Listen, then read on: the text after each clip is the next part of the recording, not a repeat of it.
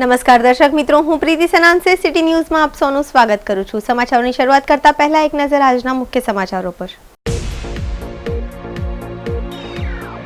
દાદરાનગર હવેલીના અપક્ષ સાંસદ મોહનભાઈ ડેલકર જેડીયુ સાથે કર્યું ગઠબંધન।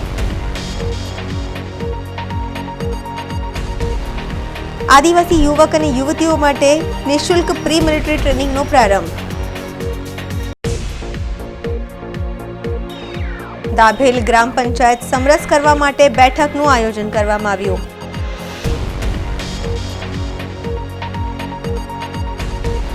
અને કૂવામાં પડેલી દીપડીનું પાણીમાં ડૂબી જતા મોત। હવે સમાચાર વિગતવાર જોઈએ। સંઘ પ્રદેશ દાદરાનગર હવેલીના રાજકારણમાં સૌથી મોટા સમાચાર। દાદરાનગર હવેલીના અપક્ષ સાંસદ મોહનભાઈ ડેલકર જેડીયુ સાથે કર્યું ગઠબંધન। અપક્ષ સાંસદ મોહનભાઈ ડેલકર વિધિવત રીતે જેડીયુ સાથે ગઠબંધનની જાહેરાત કરી।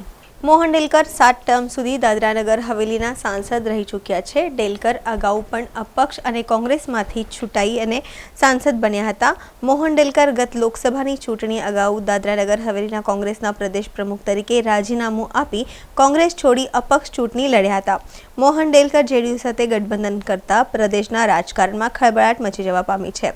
આગામી સમયમાં દમણ દીવ અને દાદરાનગર હવેલીમાં સ્થાનિક સ્વરાજની ચૂંટણીમાં જેડીયુ સાથે મળીને ચૂંટણી લડવાની જાહેરાત કરી છે। સ્થાનિક સ્વરાજની ચૂંટણીમાં હવે પ્રદેશમાં ભાજપ અને કોંગ્રેસની સાથે જેડીયુ અને મોહન ડેલકરના ગઠબંધનથી ત્રિપાંખીયો જંગ ખેલાશે।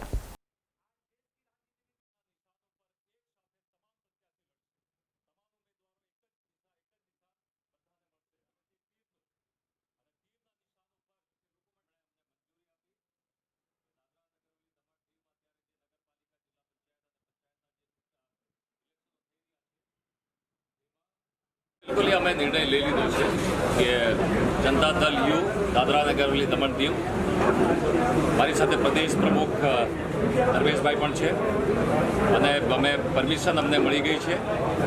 अमारा राष्ट्रीय अध्यक्ष अने बिहारना मुख्यमंत्री माननीय नीतीश कुमारजी ने तरफथी अमने परमिशन मळी गई है। अमने आदेश पण करी दीधो है। आदेश ने लगता जेटला पण तमाम कागळो छे जे प्रशासन में अमारे आपवाना छे टिकिट माटेना सिम्बल माटेना અને એના માટે ધર્મેશભાઈને ઓથોરાઇઝ પણ કરી દીધા છે। ધર્મેશભાઈને એ બાબતની પરમિશન પણ આપી દીધી છે। એટલે નિર્ણય બિલકુલ પાકા પાયે થઈ ગયો છે અને આવતા દિવસોમાં જિલ્લા પંચાયત નગરપાલિકા અને ગ્રામ પંચાયતની ચૂંટણી જનતા દળ યુના બેનર હેઠળ અને જનતા દળના સિમ્બોલ ઉપર જ લડશું એ ફાઇનલ નિર્ણય થઈ ગયો છે। ખાલી સેલવાસામાં કે દમણમાં પણ દાદરાનગર દમણ દીવ બંને જગ્યાએ અમે કોશિશ કર દાદરાનગરમાં ફેસલો થઈ ગયો છે। દમણ દીવમાં પણ અમારી કોશિશ છે કે ત્યાં પણ જિલ્લા પંચાયત અને નગરપાલિકાની ચૂંટણી જનતા દળ યુના બેનર ઉપર અમે લડશું અને તીરના નિશાન ઉપર લડશું એ પણ અમે વિચાર કરી રહ્યા છીએ। આપનું એલાયન્સ કઈ રીતે થયું છે અને એમાં કઈ રીતની શરતો છે? એમાં કોઈ શરત નથી। પ્રદેશના હિતમાં પ્રદેશના લોકોના હિતમાં લોકતાંત્રિક એક વ્યવસ્થા મજબૂત બને આ પ્રદેશમાં એને ધ્યાનમાં રાખીને આ એલાયન્સ ખાસ કરીને કયા એવા મુદ્દાઓ છે કે જેને તમે તમારી ઉમેદવારની સાંસદ વખતે પણ ઉઠાવેલા એ પૂરા નથી થયા અને હવે તમે એ મુદ્દા પાછા પણ ઉઠાવવાના છો? બિલકુલ બિલકુલ સાચી વાત છે। પ્રદેશ હિતના તમામ મુદ્દાઓ જે મેં ઉઠાવ્યા છે પાર્લામેન્ટમાં એ પણ આવતા દિવસોમાં ઉઠાવશું અને અત્યાર સુધી તો મેં એકલાય ઉઠાવ્યા છે। હવે પછીથી મારી સાથે Janata Dal you puri party સાથે હશે। 18 એમપી જનતા દળના મારી સાથે હશે। રાજ્યસભાના 5-7 એમપી મારી સાથે હશે અને જે એનડીએના એક મજબૂત પાર્ટનર છે બિહારના મુખ્યમંત્રી આદરણીય શ્રી નીતિશ કુમારજીનો મને સહકાર હશે। તો મને સંપૂર્ણ વિશ્વાસ છે કે જે મેં મુદ્દા ઉઠાવેલા છે એ મુદ્દાનો એક સકારાત્મક નિરાકરણ થશે અને એના કરતાં પણ એક કદમ હું વધારે કહીશ તમને કે આજે જે પ્રદેશમાં જે પ્રશાસનની જે મનમાની ચાલી રહી છે એની સામે અમે અવાજ ઉઠાવશું। પ્રદેશ આજે આખો દેશ આપણો લોકશાહી ઢબે ચાલે છે તો શા માટે અહીંયા લોકશાહી નથી? શા માટે અહીંયા મનમાની છે? લોકશાહી બહાલ થાય આ પ્રદેશમાં એ મારો મુખ્ય મુદ્દો હશે અને જનતા દળ યુ ધર્મેશભાઈ અને हमारी सेंट्रल लीडरशिप ने पण एक मुख्य मुद्दा है। सरकार इलेक्शन कमीशन जो निर्णय ले यदि वो कानून प्रक्रिया के तहत सही है तो हमें मंजूर होगा। कानून प्रक्रिया के तहत नहीं होगा तो हम ये भी सोचेंगे कि उसको हम चैलेंज करें। नंबर 1। नंबर 2, अब हमने फैसला कर लिया जनता दल यू के साथ अलायंस करके चुनाव लड़ने का, तो बहुत अच्छा होगा कि हम तीर के निशाने पे लड़ेंगे। यदि ऐसी कोई स्थिति आई कि हम और कोई सिंबल से लड़ने की हमें लड़ने की जरूरत हुई, तो भी हमें कोई चिंता नहीं है। हम लोगों को कन्विंस करेंगे। आपको हम बता दें सबको कि हमने पिछला लोकसभा का चुनाव 15 दिन में बैट्समैन के सिंबल पे हमने न सिर्फ लड़ा, हमने जीता और प्रदेश के 90,000 वोट हमने लिए। तो आप समझ सकते हैं कि हमारा जो चुनाव में जाने का और चुनाव में लोगों को कन्विंस करने का हमारी जो प्रक्रिया है, उसके बारे में आप अच्छे से परिचित हो। तो हमारे लिए सिंबल तीर ही चाहिए। हमें किसी कठिन परिस्थिति में यदि ये स्थिति बनती है तो और कोई सिंबल से लड़ना है तो भी हम पीछे नहीं हटेंगे।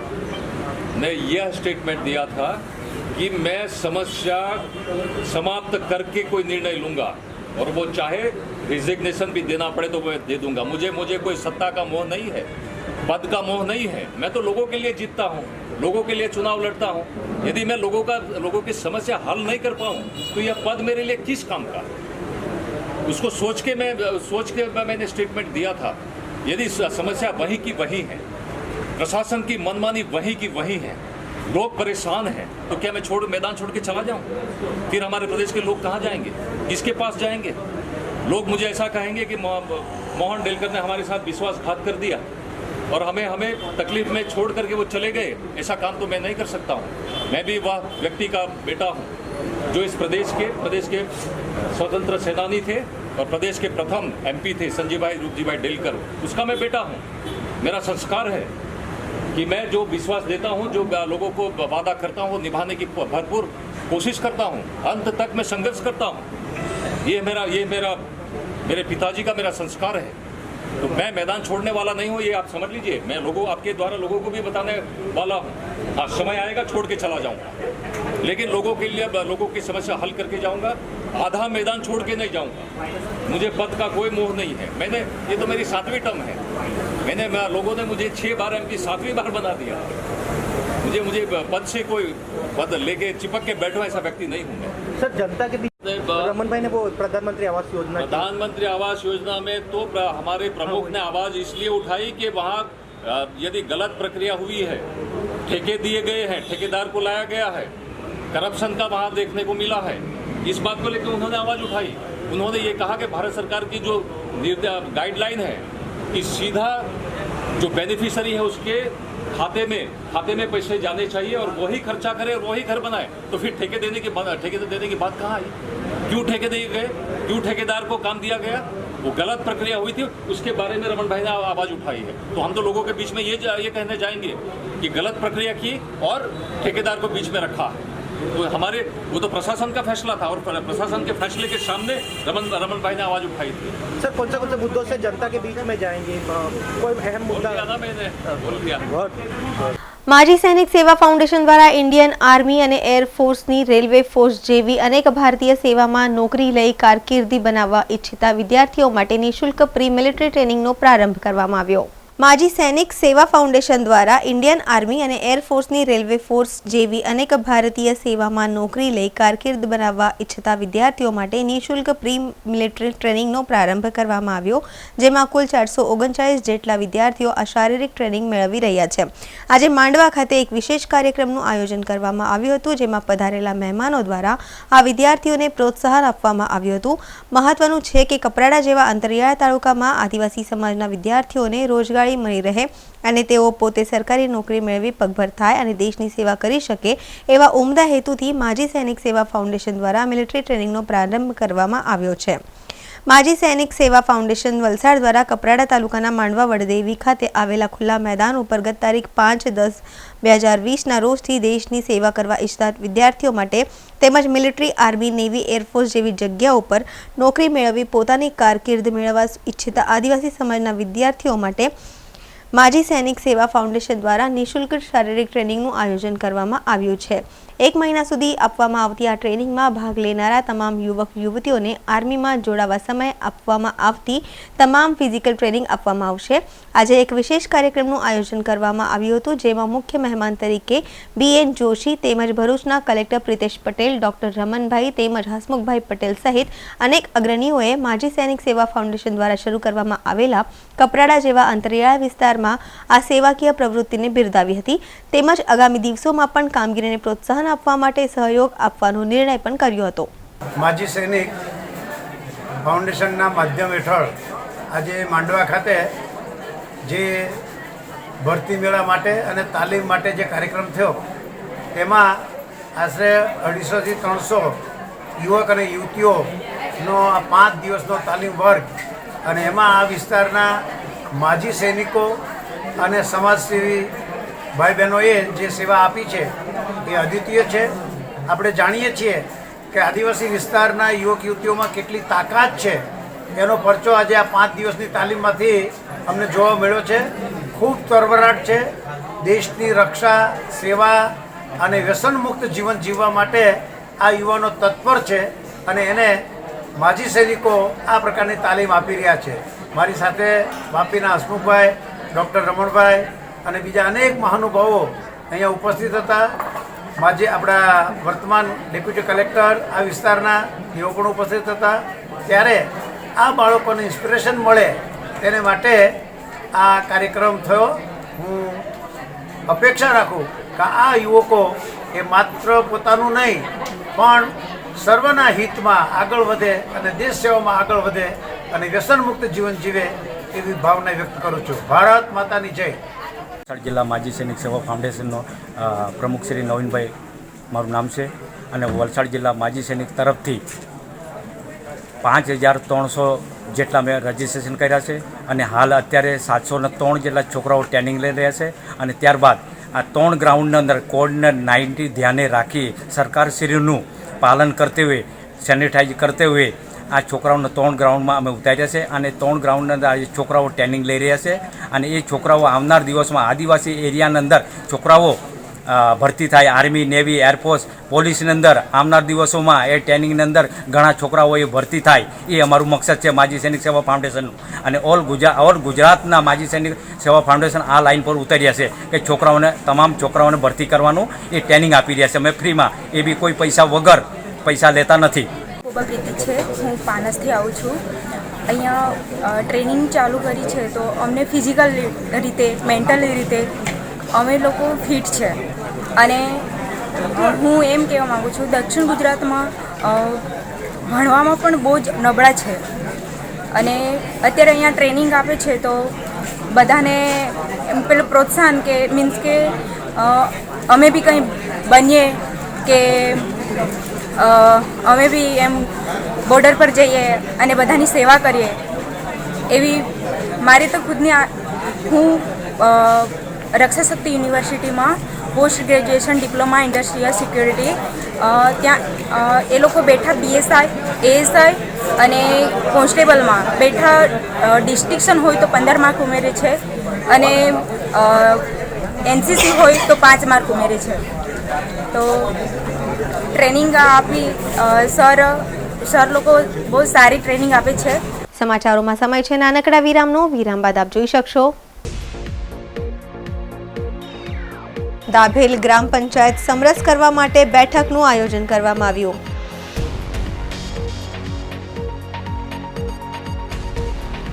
અને કૂવામાં પડેલી દીપડીનું પાણીમાં ડૂબી જતા મોત.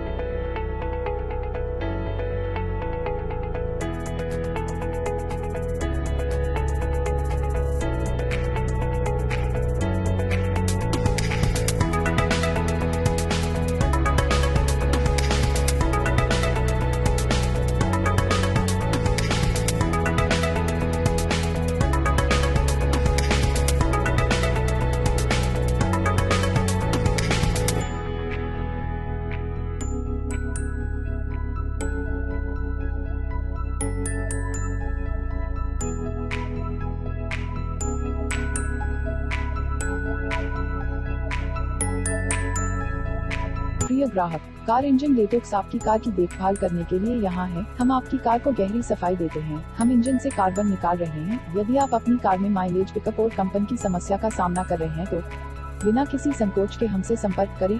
अपनी कार की देखभाल प्राप्त करें। अधिक जानकारी के लिए हमसे संपर्क करें।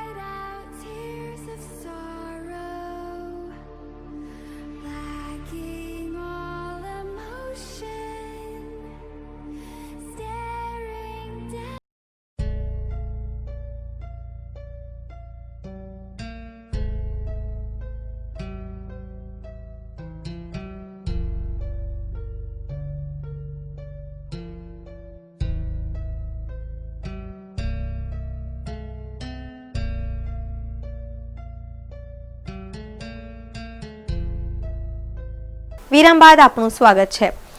હાલમાં જ સંઘ પ્રદેશ દમણ દીવ દાદરાનગર હવેલીમાં ચૂંટણીઓનો માહોલ જામી રહ્યો છે, ત્યારે આજરોજ બીજેપીના હોદ્દેદારોએ દાભેલ ગ્રુપ ગ્રામ પંચાયત સમરસ કરવા માટે બેઠકનું આયોજન કરાયું। હાલમાં સંઘ પ્રદેશ દમણ દીવ અને દાદરાનગર હવેલીમાં ચૂંટણીનો માહોલ જામી રહ્યો છે, ત્યારે આજરોજ બીજેપીના હોદ્દેદારોએ દાભેલ ગ્રામ પંચાયત સમરસ કરવા માટે બેઠકનું આયોજન કરાયું, જેમાં દાભેલ ગ્રામ પંચાયત જો સમરસ થાય તેવા પ્રયાસો કરવામાં આવ્યા હતા અને ચર્ચા વિચારણા પણ કરવામાં આવી હતી અને બીજેપીના હોદ્દેદારોને પૂર્ણ રૂપે ખાતરી છે કે દાભેલ ગ્રુપ ગ્રામ પંચાયતની ચૂંટણી સમરસ થશે એવા વિશ્વાસ પણ જતાવ્યો હતો।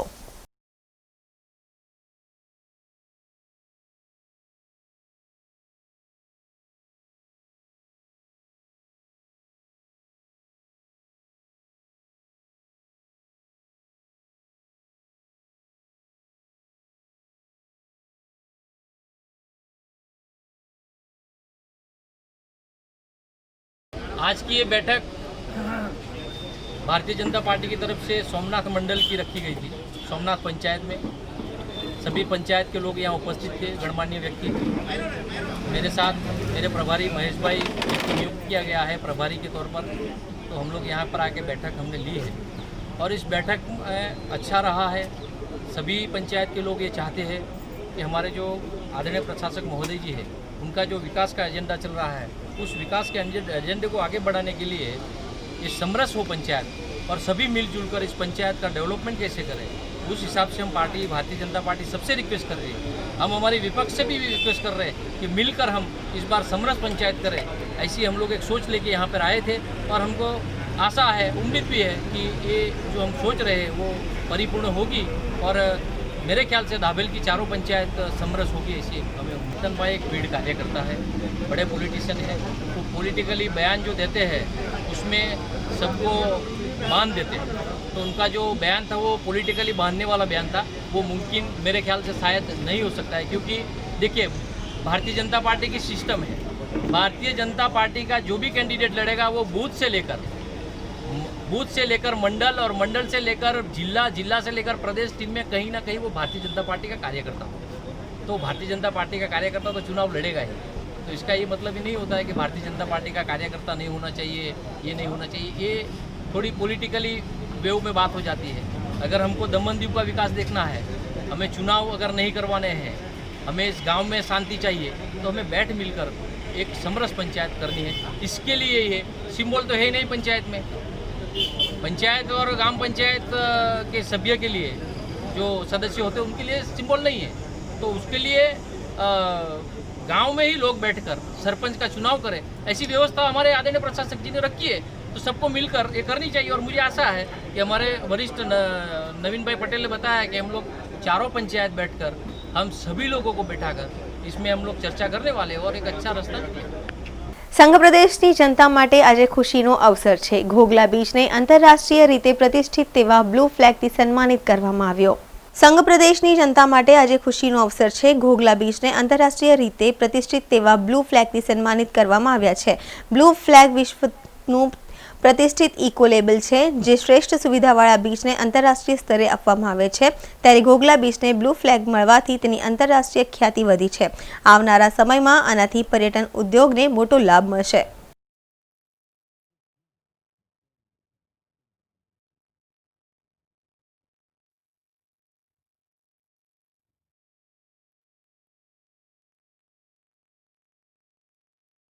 સમાચારોમાં સમય છે નાનકડા વિરામનો. વિરામ બાદ આપ જોઈ શકશો. અને કૂવામાં પડેલી દીપડીનું પાણીમાં ડૂબી જતા મોત.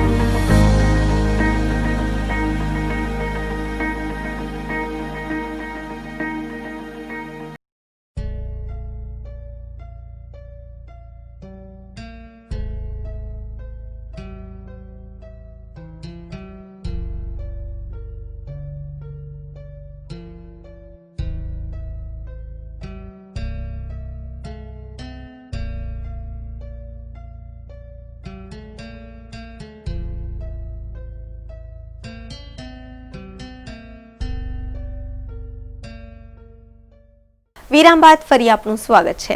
પાડી તાલુકાના ડુંગરી ગામે આવેલા ભૂકાવાળી ફળિયામાં મોડી રાત્રે કૂવાની અંદર પડેલી દીપડી બહાર નીકળવા માટે અનેક પ્રયાસો કર્યા, પરંતુ તે નીકળી ન શકી હતી અને પાણીમાં ડૂબી જતા તેનું મોત થયું હતું. પાડી તાલુકાના ડુંગરી ગામે આવેલા ભૂકાવાળી ફળિયામાં રહેતા પંકજભાઈ હલપતિના ઘરના પાછળના ભાગમાં આવેલો દિવાલ વિનાનો ખુલ્લો કૂવો, જેમાં મોડી રાત્રે કોઈ કશું પડવાનો અવાજ આવતા પંકજભાઈના પરિવારજનો જાગી ગયા હતા અને રાત્રે 1:30 વાગ્યાની આસપાસ તેમને બેટરીના પ્રકાશમાં કૂવામાં નિહાળતા તેની અંદર દીપડો જોવા મળતા તેઓ ગભરાઈ ગયા હતા. કૂવાની અંદર પડેલી દીપડી બહાર નીકળવા માટે અનેક પ્રયાસો કર્યા, પરંતુ તે નીકળી ન શકી હતી અને પાણીમાં ડૂબી જતા તેનું મોત થયું હતું. વહેલી સવારે જ્યારે કૂવામાં પંકજભાઈ અને તેમના પરિવારજનોએ જોયું તો દીપડીનું મોત થયું હતું અને આ ઘટનાની જાણકારી તેમને પ્રથમ ગામના સરપંચને આપી હતી અને તે બાદ તેમને પાડી જંગલ વિભાગને જાણ કરતા સામાજિક વનીકરણ તેમજ ફોરેસ્ટ વિભાગની ટીમ ઘટનાસ્થળે પહોંચી હતી. વલસાડના વાઘલધરા ગામે બની ઘટના. વાઘલધરાના જેસિયા ફળિયામાં કાચું મકાન ધરાશાયી થતા 9 વર્ષની બાળકીનું ઘરના નીચે દબાઈ જતા મોત થયું.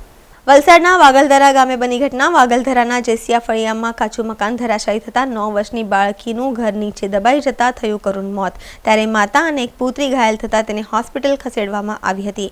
મકાન ધરાશાયી થતા દોડધામ મચી જવા પામી હતી. જો કે તત્કાલિક ગામવાસીઓ દોડી આવતા ઘરમાં ફસાયેલી માતા પુત્રીનો બચાવ કર્યો હતો. ત્યારે એક પુત્રીનું મોત થતા ગામમાં શોકની લાગણી ફરી વળી હતી.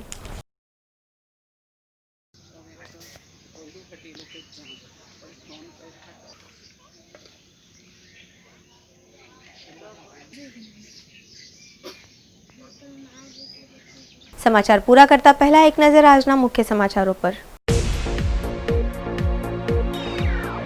દાદરાનગર હવેલીના અપક્ષ સાંસદ મોહનભાઈ ડેલકર જેડીયુ સાથે કર્યું ગઠબંધન। આદિવાસી યુવક અને યુવતીઓ માટે નિઃશુલ્ક પ્રી મિલિટરી ટ્રેનિંગનો પ્રારંભ। દાભેલ ગ્રામ પંચાયત સમરસ કરવા માટે બેઠકનું આયોજન કરવામાં આવ્યું।